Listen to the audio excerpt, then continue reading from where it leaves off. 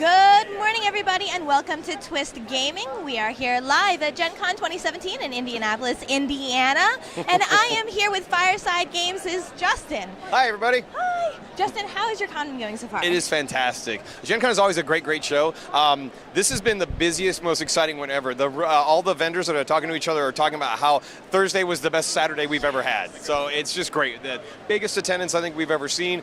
Cool new games, lots of great publishers. Everybody's in an amazing mood. We're all losing our voices, but that's Gen Con. So. I've been hearing that too from all of the publishers and designers that we've been interviewing. Right. Just how many people are here, how everybody is sold out. You guys are pretty down to the wire as well. We are running out fast of our hot stuff. We knew we would, but wow, yeah. That's crazy. It's a good problem to have. It is. It's an excellent problem to have. Awesome. We're very excited. Speaking of the things that you were selling out of. Yep. Tell me about all the games that you're selling out of. I just happen to have two of them, yeah. So the two big things this year are Hot Shots and Kaiju Crush, as you can see here. Hot Shots is the one that people are probably the most excited. It's been talked about for a while. It had some production delays, but it's out. Its official street date is September 6th, but we brought copies early to share at Gen Con. And it is a co-op pressure luck wildfire fighting game. So you are a team of Hot Shots, which is the actual term for the guys who fight the wildfires. There are 4 of you, and each of you has your own role with your own special ability. And then you go out and you try to put out wildfires, which are represented by these awesome little plastic flames on a hexagon board of tiles. And each tile has a limit to how many flames it can have. If it hits that limit, it scorches and flips over. 8 scorches, game's over. Or if you lose your home base, it scorches, that's over. So you're going out, and what you're doing is you're rolling dice, trying to match the symbols that are on each tile to try and get knock that tile down. It's a bit of a push your luck engine in that the more symbols you match, the better you do. But if you ever have a roll and you can't match any symbols, you lose, you bust, fire gets worse, pushing that one closer to burning. And then at the end of your turn, you flip over a card that's going to have the fire spread. It might spread by wind, which pushes flames onto new tiles. Fires might just get worse where they are. And then there's all sorts of evil things we do, like some fires will jump fire breaks and stuff. It's got a lot of actual like firefighting terminology and tools in it. So it scratches a neat itch in that you have to think like a firefighter about where do we go, what can we defend, what can't we defend. Some of the tiles have special abilities and all that. It's we're excited about it. It's such a unique theme. I don't know of any other game currently out there that has that same kind of firefighter theme. Where did the idea for that come? Is this one of the games that you had designed? Yeah. This is one of my babies. It actually goes back a long ways. This is a game that had its roots around like 2010 or so. I was playing with the idea of getting a pressure luck game where in most pressure luck games, if you fail, you lose points or you don't get points. And it's like, oh, darn, I didn't make points. I wanted one where failing to, if you pressure luck wrong, it matters. It has consequences. And I hadn't seen that before. Nobody really was having this like result. And I experimented with a few things, and real quick I came up with this idea of, well, what if it was based on locations? And what if it spread, like your failure somehow made it worse and immediately became fire? This is a fire, oh my gosh. And we were gonna do the game years ago, but we were concerned there was gonna be another firefighting game too much like it. We're like, let's not cross streams like that. That game never happened. This stayed on the back burner for a while, and I pulled it out a couple of years ago. We're like, oh my gosh, I need to work on this. Changed a bunch of rules, made it way better. Funny how working on games years after years makes you better. And then this came out, and we knew we had something real good. This was one where playtesters wanted to play it again. We're like, no, I got to put it away and go kind of thing. I got to go home, it's midnight. So that's the best kind of compliment that you can get on a game. Yeah. And this game is definitely getting a lot of buzz around the community for how great it is. So we're congratulations excited. very Thank you. much so for I'm that. glad it's scratching the same itch it did for me. I loved making it and getting all the research for it and figuring out how firefighters work and all the things they got to deal with. I just got more and more excited as we played it. So I'm glad other people feel the same way. It's very nice to see. Congratulations. Thank you. Tell me about Kaiju Crush. Kaiju Crush with giant monsters. So when I was a kid, I wanted to be Godzilla, but you can't actually do that as a career, so I made a game about it instead. You can't? No. Well, there went all my hopes. I know, exactly. My resume is so not prepared for this. Yeah. God. Anyway, so you are a giant kaiju monster in this game, and you are smashing a city, as kaiju monsters are wont to do, to hopefully get points and have some fun. And the idea is it's a grid of city tiles laid out, and all the city tiles are worth a certain amount of points, and you are a giant monster that goes on this city, and everywhere you go, you take the tile off and replace it with a crater that has your footprint and your color in it. So you crush that spot and you leave a crater. And the trick is you can never go back to a place once it's been cratered. So everyone's moving around the board and it gets harder and harder to navigate because it gets less places you can go. Also, the movement is limited. There are movement cards that are dealt out in the game, and maybe it shows, each movement tells you what your monster can move that turn. And it might be like move 1 space up, down, left, right, move 1 space diagonal. One guy can move like a knight in chess. One of them can move 3 spaces in either the prime directions or 4 directions.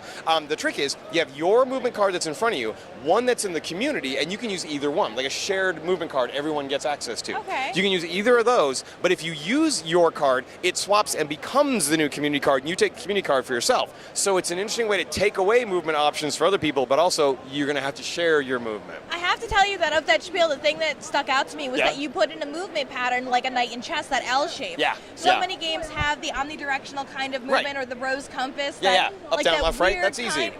That weird kind of pattern from chess is something very different. So that's kind of a neat little detail. It's a little interesting twist, and what's fun is like you would be amazed how often you need that because the spaces you can't go to are right in your way. You got to jump around them. Yeah.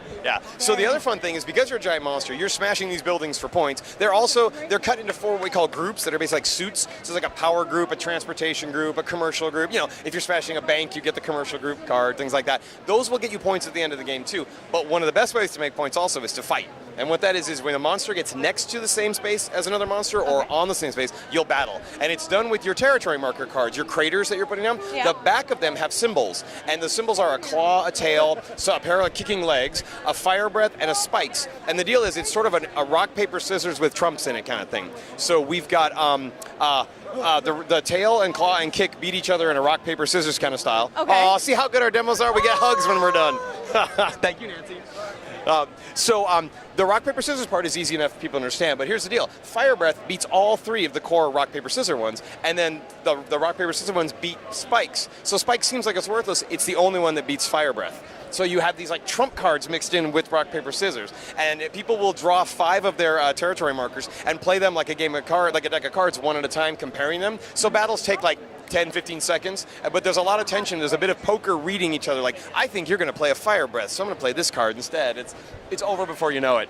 That's a really, really neat mechanic. I like how the various layers to that game. Yes, it's like it's easy to get, but there's a little more to it, And the winner always gets a victory point that's drawn face down. It might be a 1, a 2, or a 3. And then there are also objectives in the game, like did you get all your territory markers into a specific shape on the board? You'll get a bonus point. Did you get all of yours connected in one big group? That may get you points. And all the objective cards are double-sided, so every game you play is different. We calculated out, it's like 64 different combinations you could get of variables for that. And then if you get our promo card, you get like 96. So what's the promo card do? The promo card is a new pattern on the board. It's either a checkerboard, like, with an alternating across, or it's oblique, where it's 2 like this kind of thing, 2 squares and 2 squares next to each other. So if you can make that shape on the board with your markers, it's worth it. And here's the fun part about that.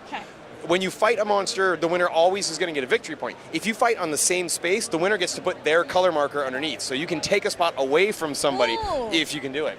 So you're not going to get those spaces by crushing on other people's monsters' footprints, but here's another way to try and get it and take away. You're taking away their victory. Well, at least a space. Yeah, their space and replacing it with yours. Their own. So if somebody's about to get a perfect like square, you get in there and take a corner away from them. They don't have a square anymore. So yeah, it's very interesting in the bit.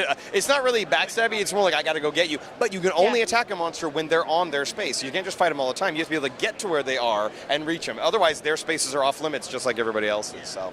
Every monster has a special ability. There's special ability cards. It's a lot of fun. We're having a great time demoing it, and it's sold really well. We're probably going to be out very soon, so yeah. There's a pile over there. There we go. Kaiju Crush, rawr!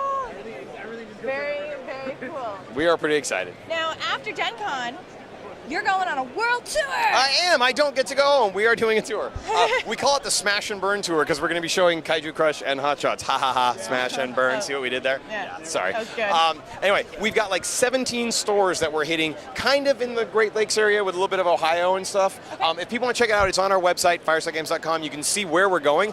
If you're anywhere in the area or you have a friend who is, please come out and say hi. We love meeting our fans. We're going to have some special promos we're giving out. We're showing Hot Shots and Kaiju, and Kaiju's not out till November. This is a super early flyover we did for Gen Con. It's actually November release. Hot Shots is out September 6th, so that will be out while we're on tour. And we're going to be on the road actually till like October. So we are hitting a bunch of stores. We're going to hit some of them right here in Indy, in fact, that we've never actually been to. And it's fun. Emery and I have done this in the past where we've gone and seen stores, and it's great. We love meeting retailers. We get to meet fans who sometimes can't get to these shows, and we get out cool promos. I sign games for people and stuff. I've signed like original first edition Castle Panics and stuff, things I haven't seen. I don't even have a copy anymore myself, so it's awesome. That's got to be so nice to see the fans come in and bring these original Castle Panic games and be like, hey, I really like your game, and they're just I'd like it from worn back then. out. I mean, like the edges are fraying. You can tell this box has been opened a million times. It makes me feel so good, so yeah. Yeah, I mean, there's guys come visit them on their world tour. There is nothing better than for a designer to see their fans. It is. See their loved games. Yes. And if you ever want to ask me, why'd you put this one rule in, I can probably answer you. So, yeah. Awesome. How else can people follow you? I know firesidegames.com. Yep. The website's where we keep like our blog posts and stuff. We're on Twitter at Fireside Games. That's an easy one. We do a really cool Instagram. Sam, our graphic artist, is in charge of that. She loves to take cool pictures, so she's very artsy with that. And Facebook, of course, like that. That's a great way. We also have a newsletter. Once a month, if you want, sign up. We'll tell you what we're up to. And it's just a once a month, non-spammy kind of thing. It's very like, here's where we're going, what we're going to be doing. Isn't that cool? Those are probably the best ways. And then come see us at shows and things. Awesome. Justin, thank you very much for your time. I really appreciate it. Thank Congratulations on the success of your booth. And Thank you very much. Games. Awesome. Thank you very much for your time. Thank you, guys. Bye, Internet. Bye.